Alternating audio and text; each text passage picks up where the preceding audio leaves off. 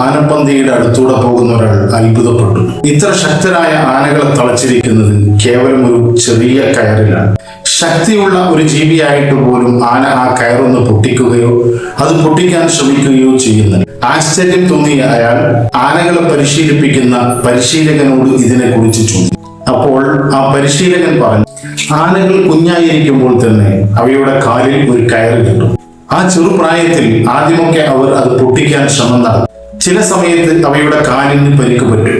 അങ്ങനെ അവയുടെ പരിശ്രമം പരാജയപ്പെടുകയും ഇതൊരിക്കലും തനിക്ക് പൊട്ടിക്കാൻ കഴിയില്ല എന്ന ഒരു തീരുമാനത്തിലും ഒരു നിഗമനത്തിലും എത്തുകയും ആ ധാരണ ഒരു വിശ്വാസമായി രൂപപ്പെടുകയും ചെയ്യും. ആന വലുതായി ഒരു ഗജവീരനായി മാറിയാൽ ആ ഒരു വിശ്വാസം കാരണം പിന്നീട് അവർ അത് പൊട്ടിക്കാനുള്ള ശ്രമം പോലും നടത്തില്ല.